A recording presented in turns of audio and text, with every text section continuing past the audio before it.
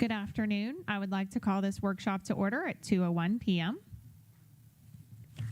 We'll begin with presentations. Item number 127-3927, presentation of RoboKind program data by Ms. Duran, Supervisor of Exceptional Student Education. Good afternoon. Good afternoon, Board Chair, and Superintendent Pender. My name is Anna Jensen, and I am the Director of Exceptional Student Education. Many of you have been in schools and have seen our RoboKind friends that are out there in our classrooms working with our students with autism. Today, Ms. Stephanie Duran, our Supervisor of Exceptional Student Education, and Ms. Christina Danzak, who is one of our veteran speech-language pathologists, will be presenting on this item.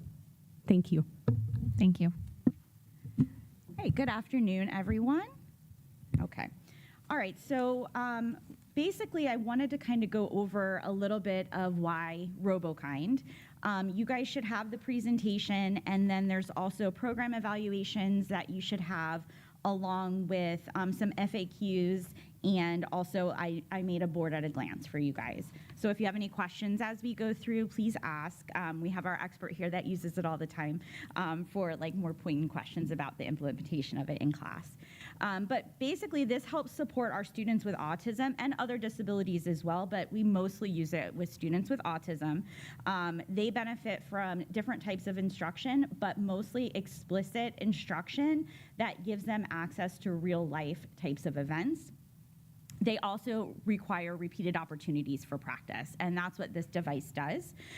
It provides another type of instructional tool that allows teachers and therapists to support skills across settings. So this robot can be used in the therapy setting. It can also be used in the classroom setting, which is how it's being used at a multiple of sites. It works on things like social communication, emotional regulation, executive functioning, foundation literacy, phonics, and even conversational skills with our students. Right now, we have many different students that are benefiting from RoboKind.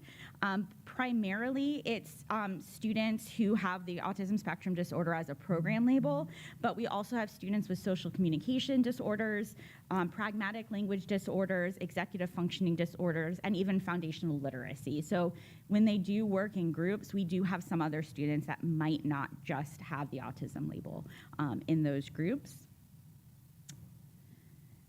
Our highlights from this year, currently we have the robots at 5 different schools. There are also avatar sessions that are done.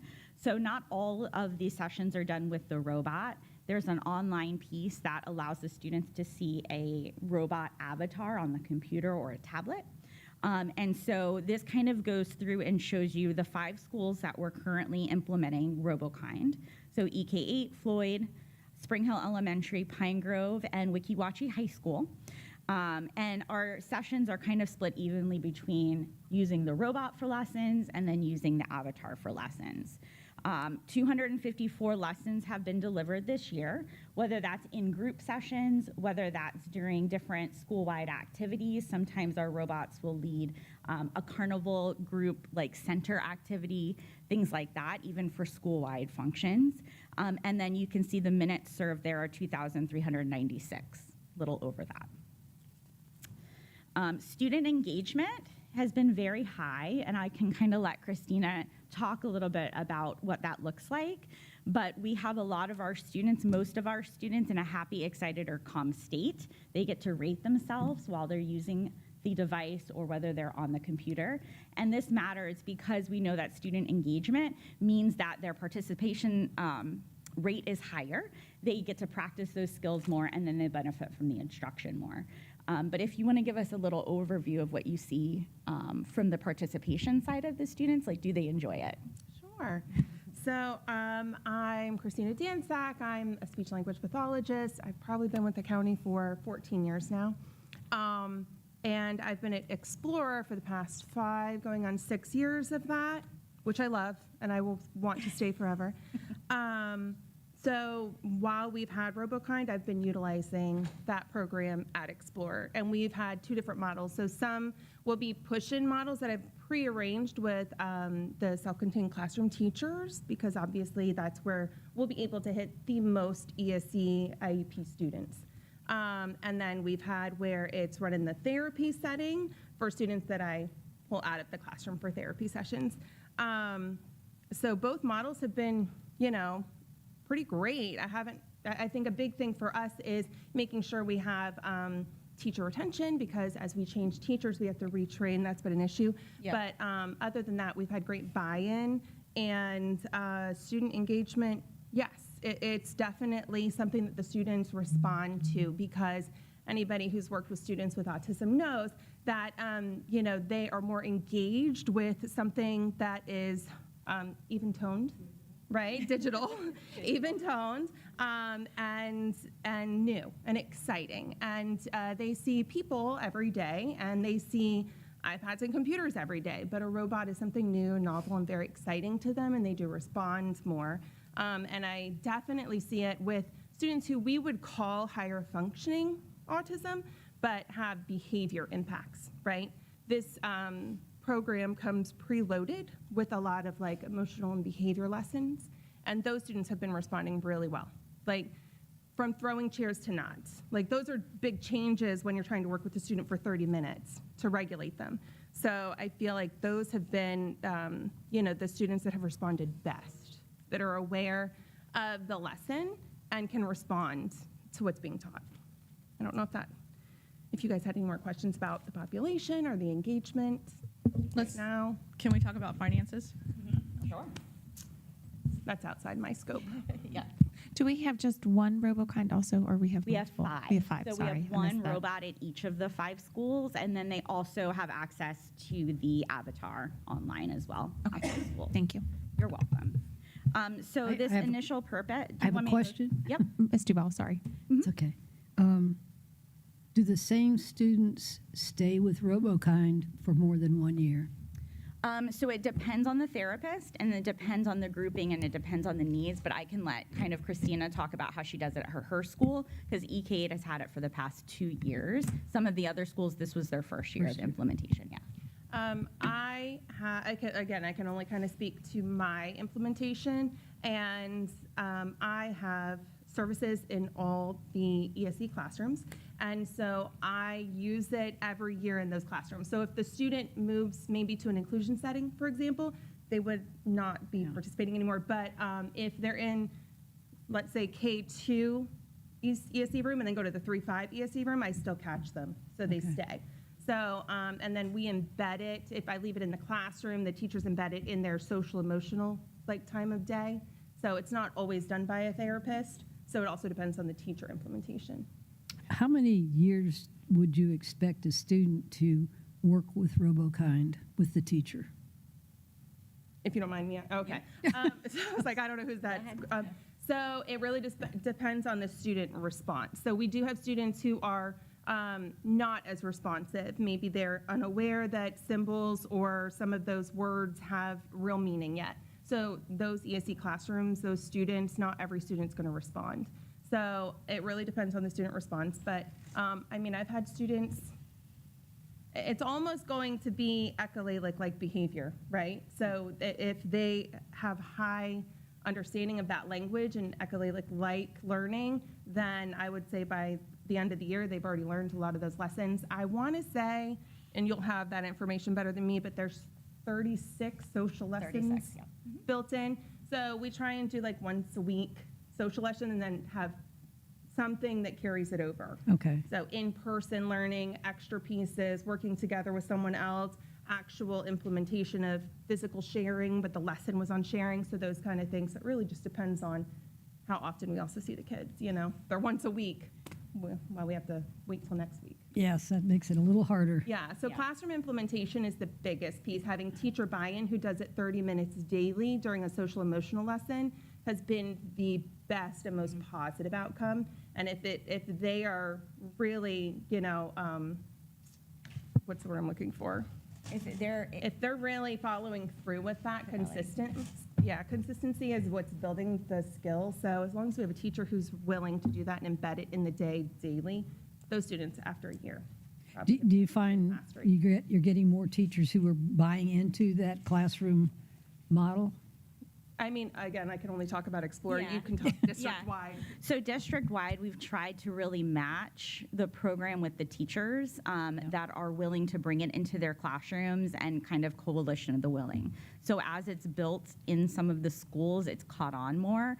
A lot of times when we have some teacher turnover, it's very difficult for some newer teachers to also implement that on top of learning the curriculum and those types of things. So we've been very strategic about picking the SLPs and the teachers that do it when it first goes into a school, and then it kind of builds from there. So you build on success that way? Correct. Okay. Yes, ma'am. Makes sense. What La- is our, My last que- Wait a minute, she's got one more question. my Sorry, last guys. question, you've got 5 schools. Are you looking to add schools at any point in time? If you had the opportunity? So if we had the opportunity, possibly. It really depends on, the needs of the schools and the buy-in of the teachers. Right now, we're still in the pilot kind of phase of the program. We still have 2 more years left on that pilot. We did restructure what schools it was at last year due to who was trained, and there was a lot of overturn of teachers at some of schools last year. But we're planning on keeping them at the schools that they're at this year to try and build some of that momentum. So hopefully we can add on to it, but right now we're just really trying to build the momentum of the use of the Mr. Johnson? Yeah, I looked at your, I like the program, by the way, but the program evaluation, I'd like to know how many students used the program, how many students showed gain from the program, how many teachers in each school are using the program, and are they still using the program, and are more teachers using the program? Those are the kind of things we need to know Yeah. in the evaluation, so we can know whether we should fund this and continue it or not. Yeah. It's new, it's shiny, and you're getting involvement. That's a wonderful thing. I think it's a great idea. But we need hardcore data so we know what we're doing. Money is tight for the school board. Yep. So if we have to make cuts, we're gonna make those cuts based on student participation in a program and results. Sure. my We're not- sentiments, exactly. And I don't see that. I mean, program evaluation, program needed strong. That doesn't tell me anything.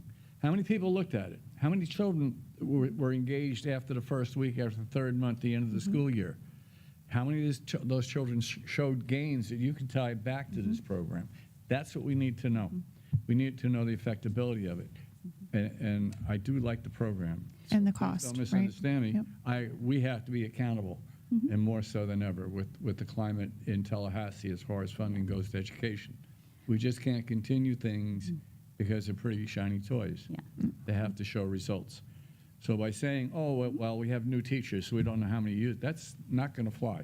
And to piggyback off of Mr. Johnson, I concur completely. The new broom always sweeps well. So when it's new, everybody wants to try it out and see what it's like, but then it gets kind of set on the shelf and forgotten about. So I would like to see how many teachers are actually implementing it currently in a daytime every day right now. How often is he used? And who, Teachers that used it last year. and who's using him daily? Yeah. Tell me again, if anybody else Financial? has a question, yes, can we go to finances, please? Yeah, we can. I just want to clarify, the student data is not available from the company, how many students, because it's done usually in groups. And so we're going to have to come up with a way to capture that data. So that's why I was Do Well, teachers- if you know what students are participating using RoboKind, and then you Yeah. can measure the results or the improvements in those students compared to students who do not, now you have a control group and a cohort. You can measure, they're showing a 30% increase in knowledge. I'm going to just use the word. And I would like for all the teachers who have decided to try them and use them, I'd like to know if they like it or not. Yeah, And if I it's can get something that. they want to continue using daily. Is it something that they're using? I find a lot of these programs that we start out great, and then it just slowly goes downhill, and then it becomes where the novelty wears off and there's not much use happening. So once again, we have to be very careful financially Yeah. what we approve and what we say yes to with our spending with the district. And I want to make sure that we're putting our money in the places that's going to do the best for the student for Yeah, we their don't want success. the teacher taking the robot out of the closet and blowing dust off it and say, hey, go play. We want that. We want it out there nice and shiny every day. All right, Ms. Bonsick? So it's exceptional student, and sometimes they are hard to give you a true educational. How do I want to say it? I want to say we can't measure it, Reading. but sometimes it's hard to give a good measurement on how much this child is actually getting out of it for an ESC student. So It's it's gonna be their responses, but again, this isn't a shiny toy. It's something that does something a little bit different than just giving them a flashing light toy that, and again, some ESC students absolutely need that flashy ABC toy that you would buy at Walmart. So Yeah, but I'm talking more of the teacher. We're talking the teachers get used to it and don't use it, not the students. We understand the difference. And yes, there has to be some kind of comparison, some kind of measurement of the increase. Maybe a 1% increase in knowledge of a student is exceptional for that student, correct. but we still need to see that increase or not. And I'll take it a step further. Can you let me know what teachers are using it at what schools? And I'd like to go by and speak to them. And Yeah. I'd like myself to get their opinion, because a lot of times we do things and give it to the teacher. And I hear from the schools and from the teachers when I'm there that it's not something that they even want to use, and that they're just taking it because it's what's been handed to them. So I want to just make sure that that's not something we're doing here with RoboKind. And Ms. Rodriguez, I think that's a great idea, because you want to get like the personal perspective of the teachers and also be able to know like how, like what is the type of growth? Like what Christina said, she said one student went from throwing chairs to To not throwing chairs at all. That's going to be growth. right. It's just a Right. different kind of growth, and you're going to see different, like individualized for each student, because each student has individual needs. So you may see students who it's phonics growth, because that's one of the programs that we work on. Right. But then the next student, it'll be something that's more like social skills growth, which Yeah, would but be that like could be the throwing measurable. of the chairs or being able to identify their emotions. So you have a child, just as you said in your example, throwing chairs. So now you have growth if he's only throwing chairs twice a week. Yes. Or you have growth if it's once a month. So that can you be email the measured board, and the determined. Yes. the teachers, and we can also see it live in action. Yeah. You know, that would be neat to see And as well. what is your opinion, since you're the one that is utilizing RoboKind? Specifically Stand. about, Do you want to keep it? Do you want or- to keep it? No, yeah, I do you see like it? huge Is it a benefit? And Is I've it? talked to the company, and I've told them pros and cons, right? The pro is that this is the next stage in, to me, curriculum development and usage. It really is. You're offering something to a certain population of students who can't sit and learn. They won't be able to take a baseline measure and then have a great response to measure against. Did they understand that when they go to a birthday party, they don't open the presents for someone else? Right. It's really hard to measure that. But I think that the company, again, we're in a pilot phase, they're in a pilot phase. They're learning along with us, which is great, because then we have a lot of input on what we need it to do. What are you hearing from the teachers? From the teachers, again, I can only speak to Explorer, but at Explorer, I go through my 6 self-contained rooms and I say, hey, who wants to do it this year? I don't force anybody. Pre-K really is on board of trying it. They really want to put it in with music and movement time, which I think would be great. So I think it might be moving towards that. Can every, 15 kids in that classroom sit and attend to even a robotic lesson? No. So not all of those kids will be measurable out of the 15, but the ones that do, you build their IEP goals into the program, right? It'll have the student identifying information, the goal that we're working on with social emotion. I only look at social emotional skills right now. Social emotional goal we're looking at, and then the teachers, like there's an opportunity where a teacher holds the iPad, right? It comes with it, and they will say, was the student engaged? Yes, no. Happy, excited, calm. Did they participate? Are they doing a calming strategy that the robot's teaching at that time? Are they inhaling and exhaling along with the robot? Are they participating? Are they engaged? And then there's portions where the students respond, like, okay, when we meet someone new, we smile, we look at them, we say hi. What should we do first? Then it gives them a choice of 3, and then they have to pick which one they should be doing. So you So said these- something to me, something important. Some Oh. use it and some don't. Correct. That's another piece of information we Yes. would like. They have to be able to understand symbolic communication. We would like to know in your one class, you're saying 15 students. Yeah. Yeah. Out of 15, do 5 use it? Do 3 use it? Do 1 use it? Right. Is it one child using it once a week at a cost of I mean, I've never X seen amount that. of dollars? I mean, Your other 5 classes, do you know anything about that? Not every teacher wants to use something new right now. Out of your 6 classes, how many teachers want to use it? 2. Well, and again, pre-K is trying to get on board, but it also goes through the school administration. So we So- have to also get the school administrator to say, hey, can pre-K also? so now you have 2 out of 6 teachers using a product. So you do have something that's measurable, comparable against other students with similar issues, where you can show more of a gain throwing chairs once a week And your versus every day. Do you ladies know at the other schools how many teachers are using it? That's about average. So it's about 1 SLP and 1 to 2 teachers per school, depending on the site.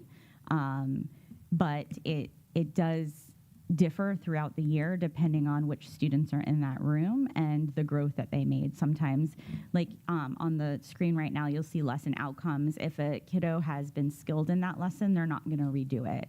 Right, so we've had 46% of our students be skilled at the lessons that they've gone through. So if they're redoing that lesson, they're not necessarily going to redo that lesson with that student. So we're missing, out of the 5 or 6 classes, we're missing a lot of students and a lot of teachers to utilize this. Possibly, but they're also doing it during therapy time. So it's in the classrooms, but it's also in therapy. So the majority user is the SLP. And then we put it on a media card, and we wheel it down to a teacher who's, say, going to use it Tuesday and Thursday, or their social emotional is every day at 2 o'clock. So I'm going to find in my schedule of my time with 70 kids. Can you move the microphone towards you? Sorry.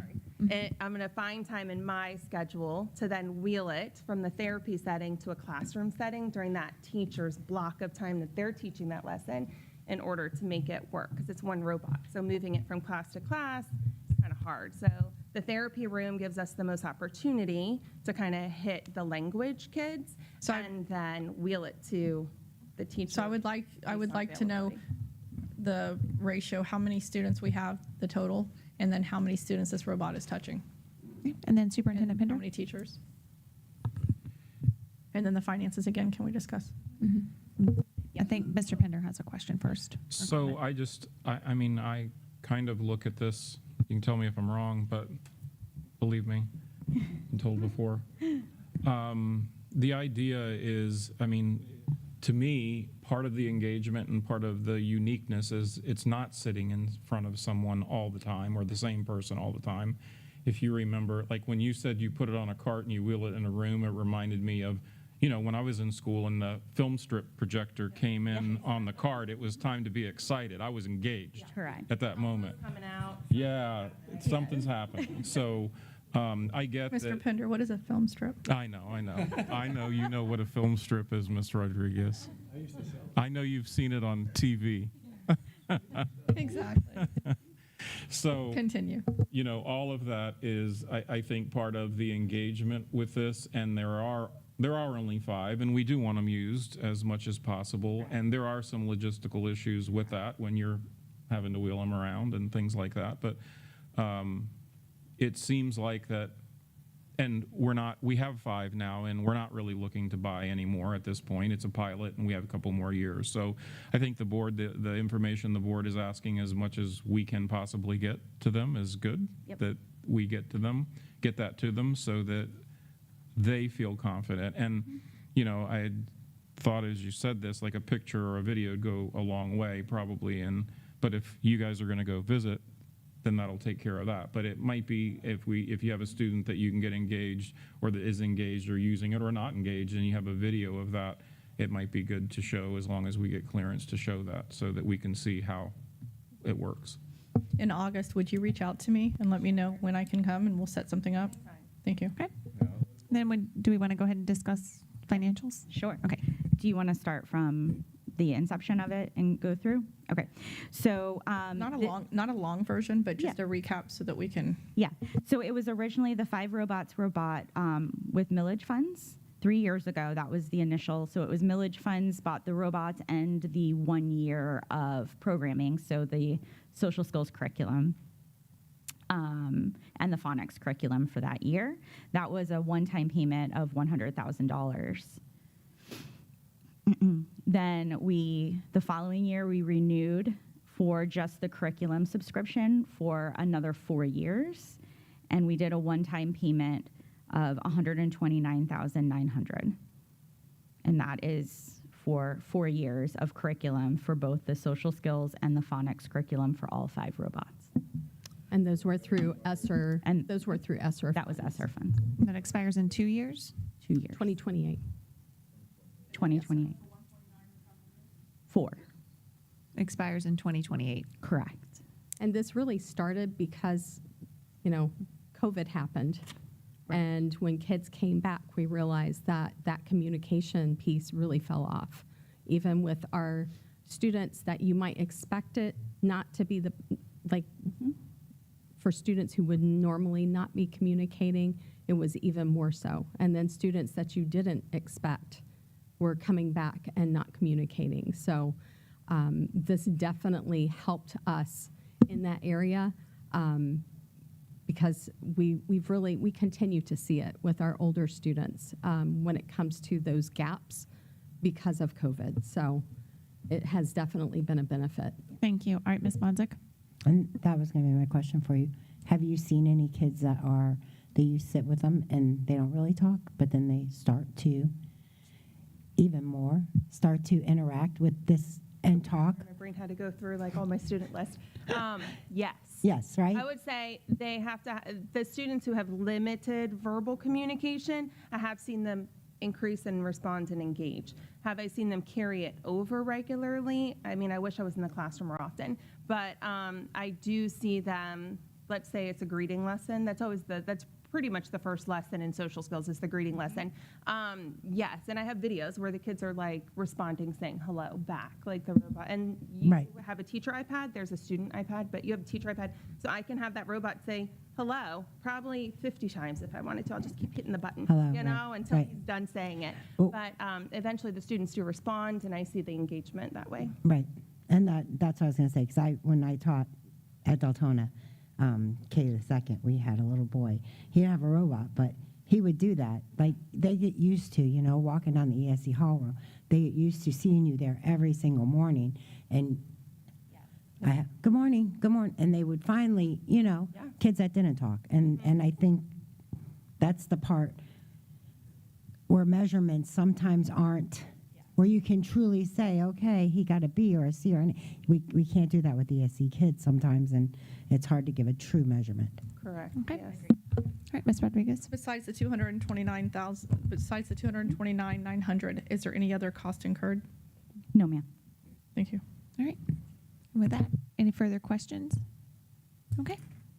Thank you, ladies. Can I really quick? I'll just Sure. I have one more. send out an email to the board when we settle back into after our first 10-day count, because it's all chaos those first 10 days, and let you know the schools and the therapists, so you can go to whatever trained school teachers. and the trained teachers. Yeah, let's do like September.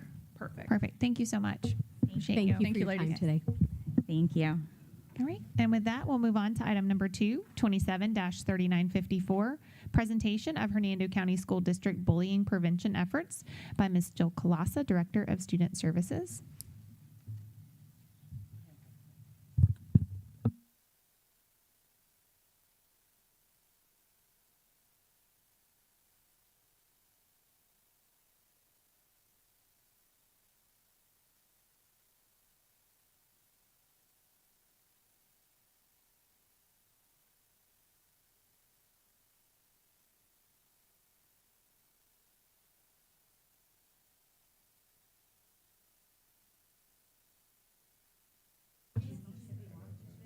It's okay.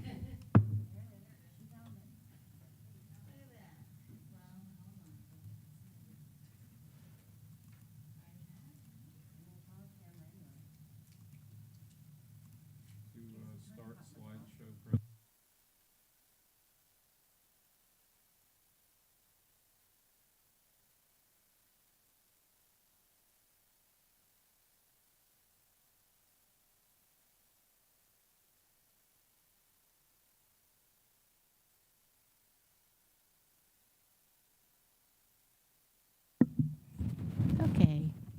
technology resolved.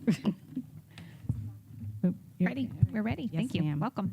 Thank you. Hi, everybody. Good afternoon, Madam Chair, board members, and Mr. Pender. My name is Jill Kalasa. I'm Director of Student Services. And to my right is my Coordinator of Student Support, Mrs. Angela Miller-Royal. Thank you for allowing us to present. A while back, the board had asked us to come up and provide some information, so we're happy to be here to provide some information on bullying and harassment. Today's presentation, we're going to talk about our definitions.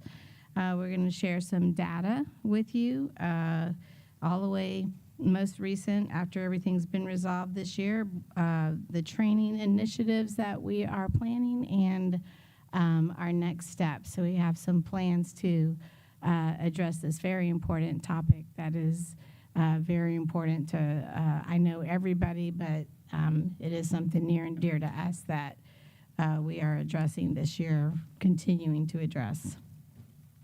So on the first page, I think it's important. I don't really want to read to you, but bullying definition really is systematically and chronically that inflicts physical harm or a distress.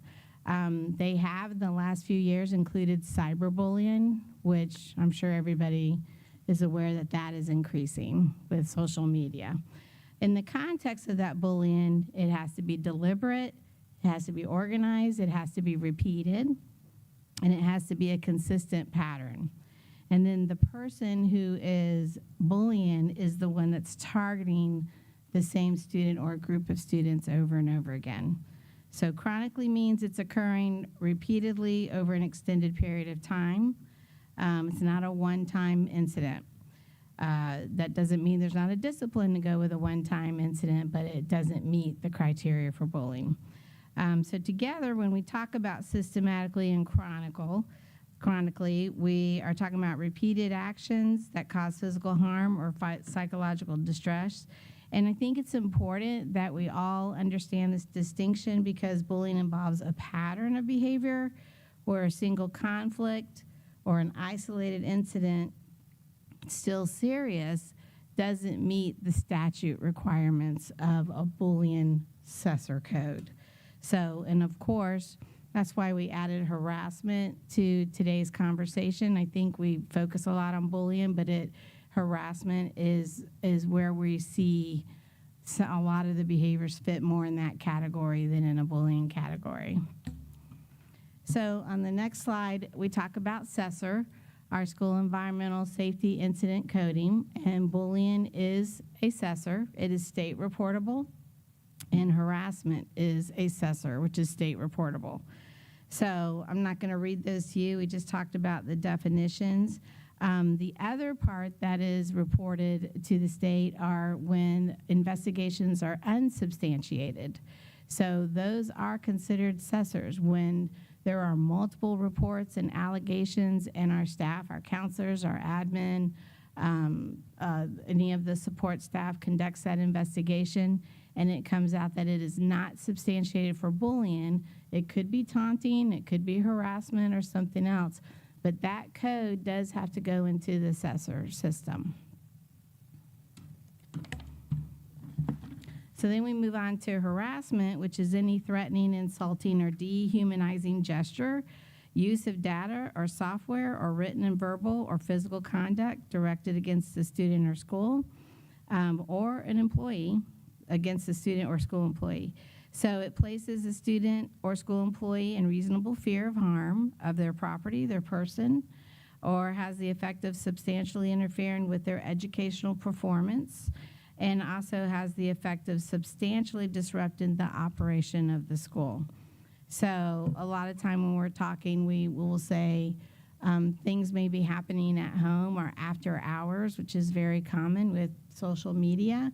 But if we see that it is impacting a student at school, they're not coming to school, they don't want to go to certain classes, or they're having anxiety, then if it's impacting them attending school, then that would fall under our jurisdiction.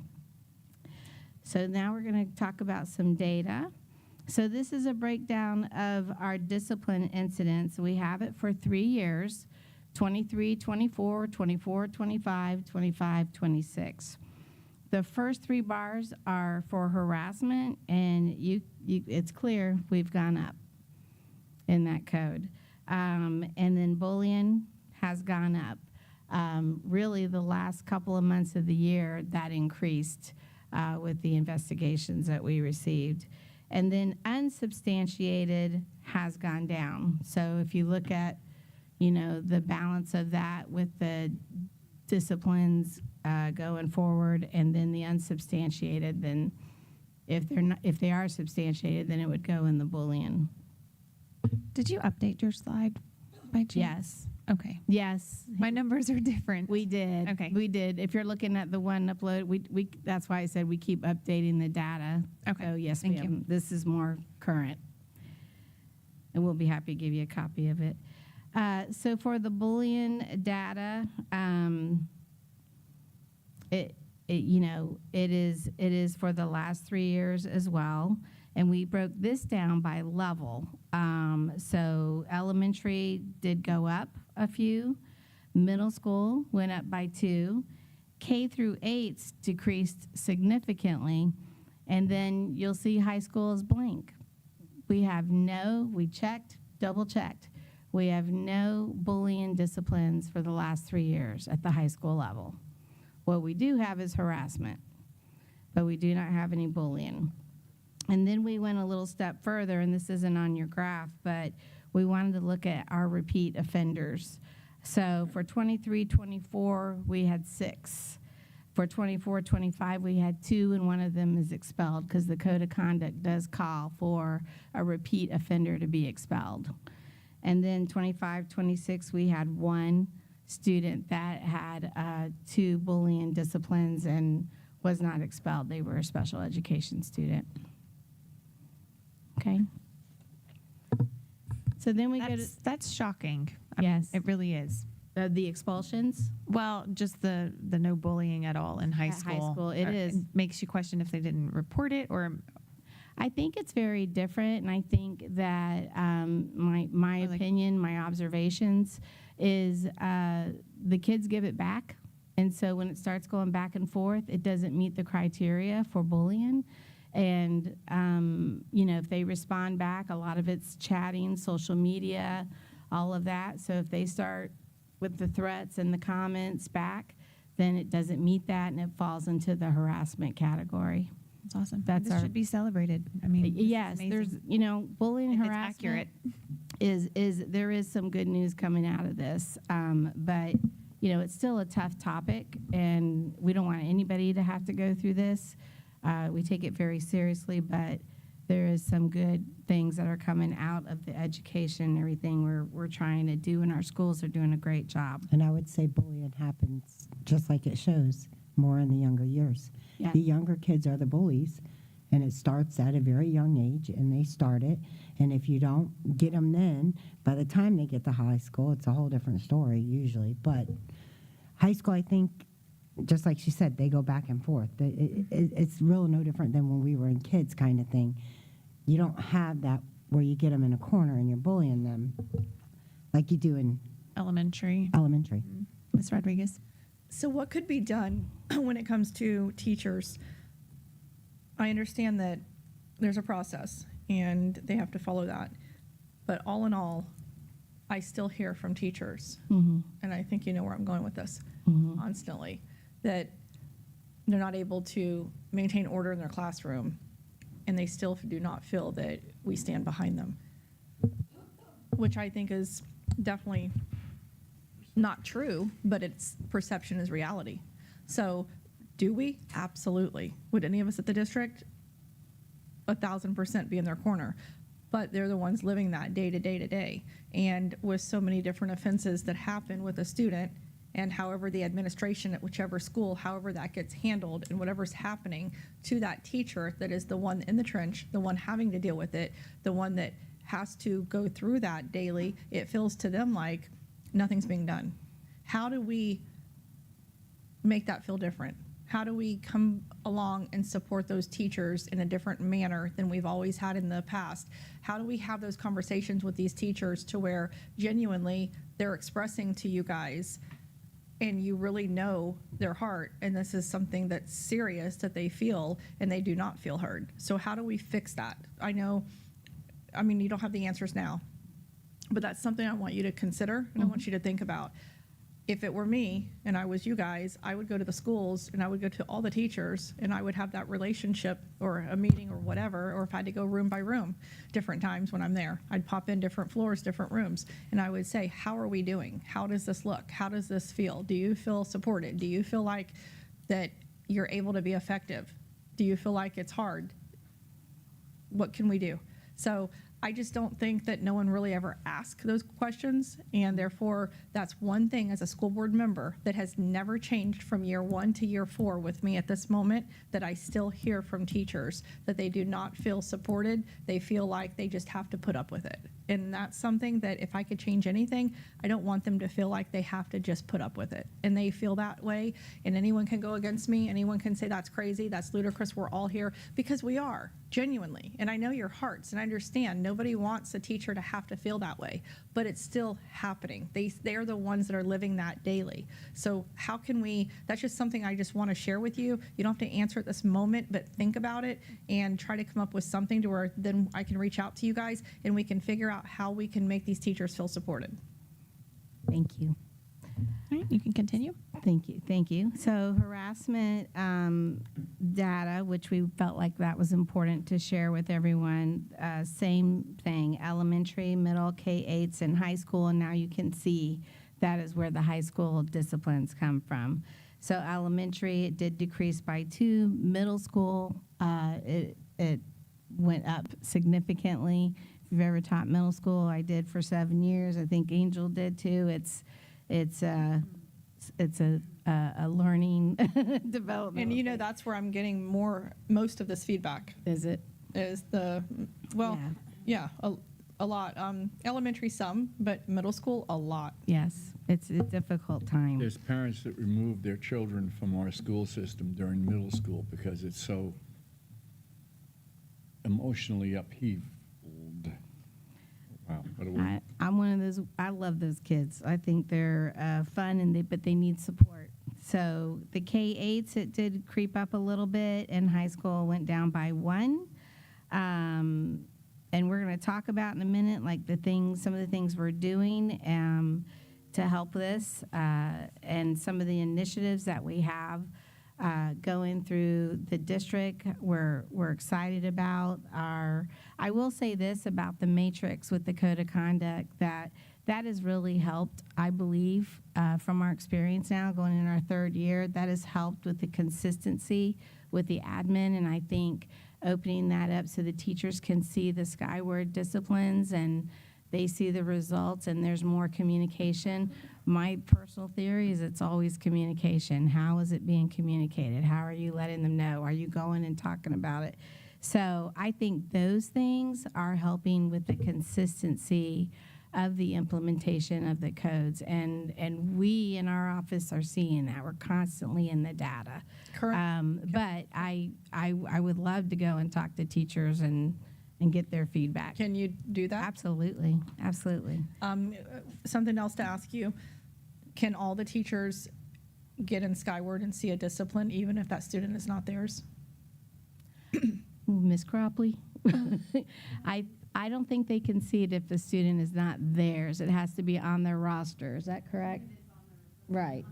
So only on Only the on roster. their roster. Thank you. All right, we Okay. continue. So I'm going to turn it over to Ms. Miller Royal. She's going to go over the next few steps. Thank you. Oh, I'll click. Sorry. So for training, Florida statute requires documentation twice a year that all staff, students, parents, guardians receive information regarding the bullying harassment policy and the reporting procedures. We have been and will remain 100% compliant district-wide with that.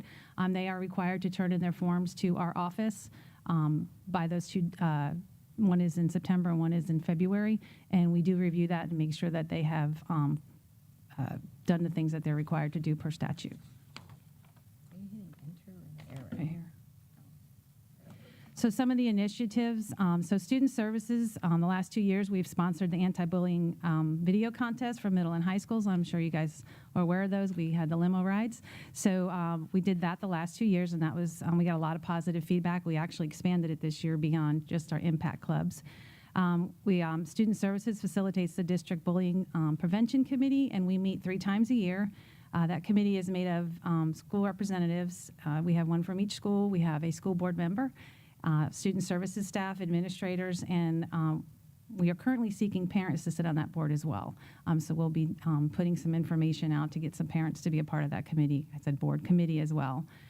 So we'll be working on that. Student Services annually promotes the District-wide Unity Day in October and Acts of Kindness Week in November, and that's a big thing that we push out through all of our schools. Our forms and procedural checklists, they're updated and reviewed annually by Student Services, and we take the input from the people that are actually doing the investigations and the committee.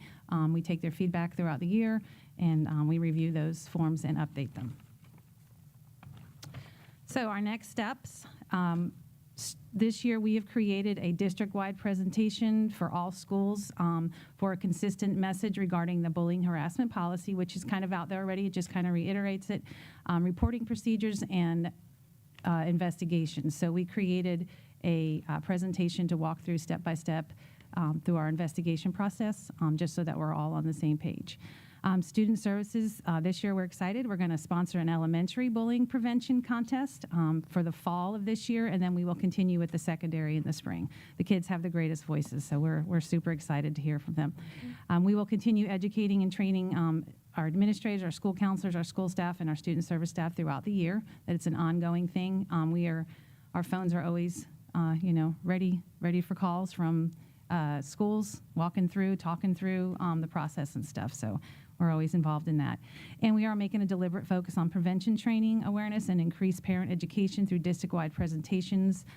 We have created some presentations to go out for parents, just kind of reiterating what Ms. Kalasa talked about. Sometimes it doesn't meet the definition of bullying, but it doesn't mean that it wasn't taken seriously and that, there was some consequences per the Student Code of Conduct if warranted. And we are looking at purchasing an evidence-based bullying prevention program. We are currently looking at 2 of those. So we're excited about that.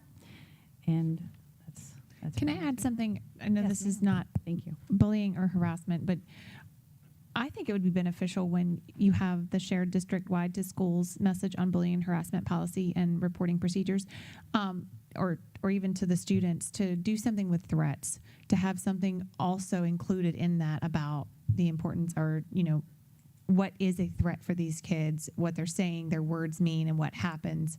Having some sort of presentation or some more knowledge put out for these kids, because it's constant with that. I don't know how we could tie that into with the bullying and harassment, but if it could be something also that threats are, into this. We definitely could work with Safe Schools on that. I do know that when the schools do their expectations meetings, they go over those specifically, and I understand because that's what we hear, right, and see a lot. But I do know administrators do review that in the expectations, but we can talk to Safe Schools as well. Yeah, for the students, for the most part. I mean, we're doing the contest with bullying and such like that, but even making them aware of the threats. Yes. I understand. But that would come through Safe Schools. I know. I get it. Just saying. And work together. Together, yes. Will you reach out and let me know when you do visits with the teachers and give me that feedback and tell me what's Absolutely. happening? All right. Any further questions or comments? Great job. Thank you. Thank you all. All right. And we'll move on to item number 3, 27-3957, review of the district's tentative 25-26 5-year work plan by Mr. Lipsey. Welcome, Mr. Lipsey. And Mr. Reagan.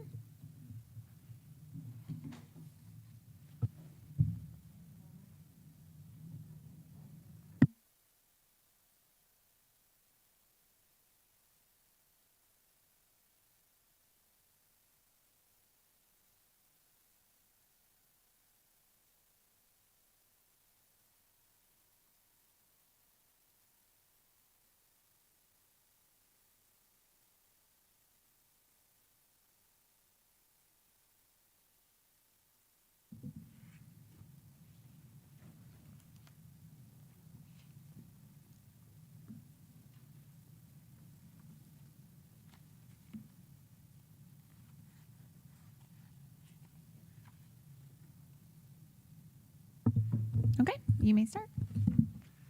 Good afternoon, Madam Chair, board members, Superintendent Pender. Jim Lipsey, school planner, here to present the district's tentative 5-year work plan for 25-26. With me is our Director of Facilities and Construction, Brian Reagan.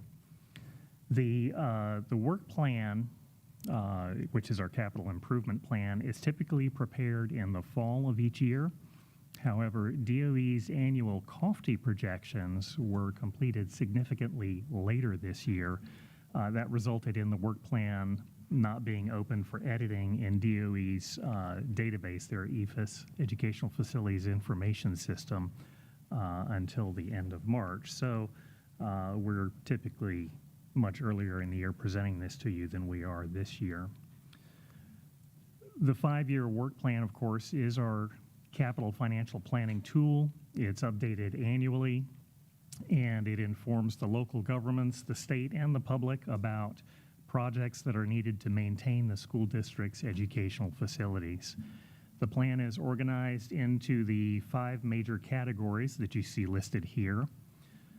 For the sake of brevity today, the slides that follow are simply an overview. It is not a blow-by-blow detail. However, I have given you a handout that is the final report that is generated in DOE's EFIS system. And that information is as current as this afternoon.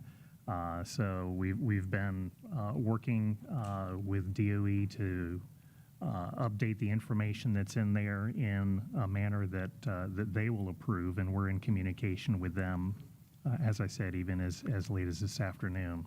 The work plan is considered tentative until it's formally adopted by the board and accepted by DOE. So we expect, after hearing your comments this afternoon and any comments that we may continue to get from DOE staff during the week, we expect to bring the final draft back to you for formal approval at the August 11th meeting. The work plan balance is a top-level summary. It's the highest level summary in the work plan that compares the available revenue to the total of all funded projects, and then it indicates the remaining balance. And there's 3 conditions that could apply. If the balance is 0 for each year, DOE considers the work plan to be both balanced and financially feasible. If the balance is negative, the plan is neither balanced nor feasible. If the balance is positive, which is what you're seeing here, the plan is considered feasible but not balanced, in the sense that not every dollar of the projected revenue has been allocated to a specific capital project. So an important distinction in whether projects are shown as funded or not is remembering that DOE has directed school districts to identify as funded all projects that could theoretically be funded with the available projected dollars, so that the work plan is balanced. There are some districts that go in and will modify numbers for various projects so that they get that clean 0 across all the bottom, the balance for each year. It's been my experience here since I've been with the district that it's better to not allocate every single dollar, so that there's some dollars available in reserve as priorities and needs may change. Projects that are shown in the first year of the plan, and remember this is for the 25-26 year, which is by now behind us, projects shown in the first year are already included in the district's approved budget. Because priorities and budgets change from year to year, the funding status of projects and the time in which they're shown, even the dollar amounts in years 2 through 5, is always subject to change.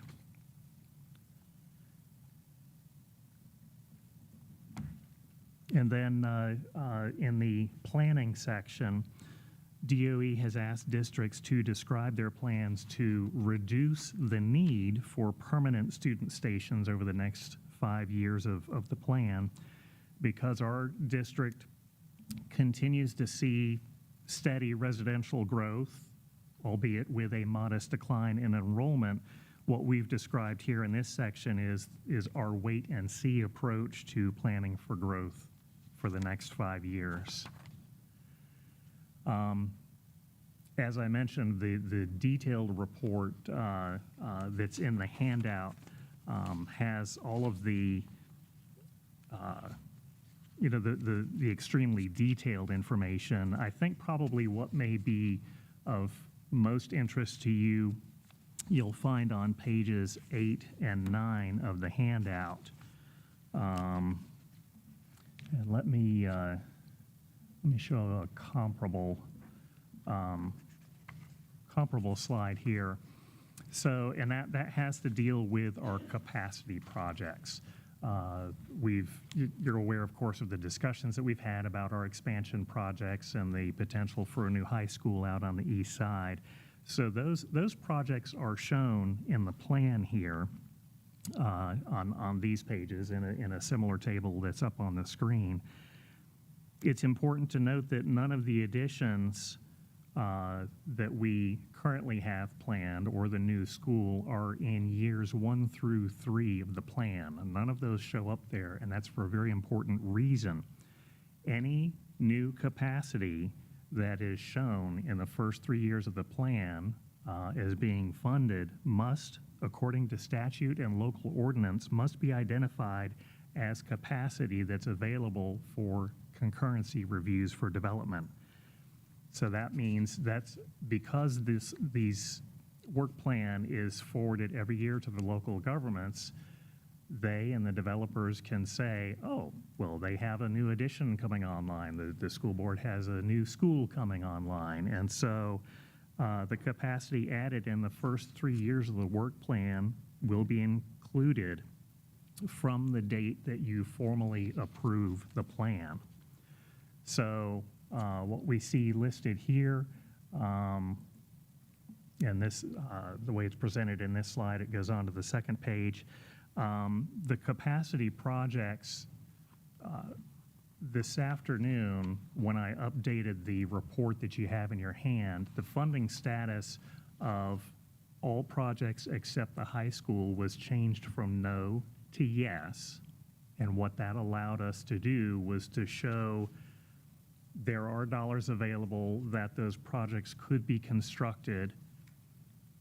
That's presuming that the projected revenue actually comes in as planned. So we know that the direction you as a board have given is not to fund, not to proceed with those projects yet. But remember, DOE asks districts to allocate all of the projected dollars. So that's what this work plan does. But because it's in years 4 and 5, it doesn't tie us to committing to that for development reviews that are coming through right now. So that, I think that probably hits the highlights that would be of interest to you, and I'm happy to answer any questions you may have.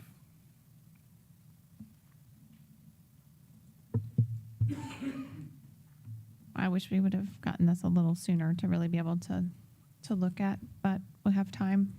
It will be coming before you again, yes. Right. The tennis court resurfacing at Central and the track replacement, I thought that was going to be this coming school year. It's on for 27-28, but I thought we were budgeting for it for this coming school year for 26-27. That is correct. We requested funds for this 26-27 year to do the project, but we don't know if we've gotten them or not. So, Okay.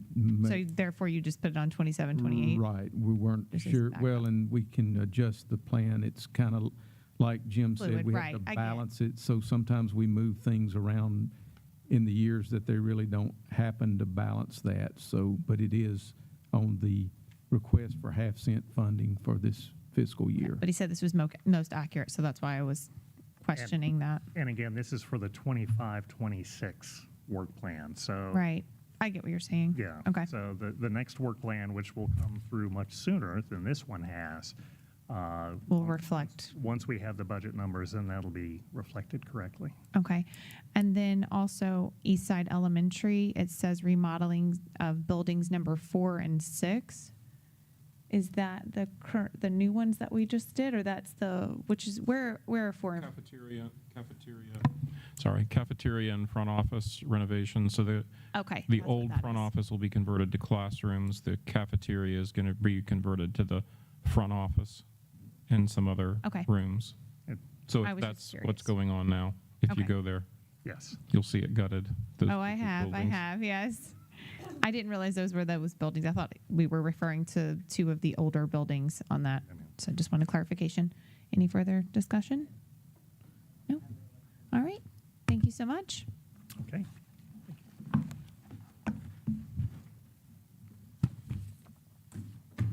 All right. General Counsel, Mr. Myers, do you have any closing comments? Closing comments. Board members, do you have any closing comments? I do not. Superintendent Pender?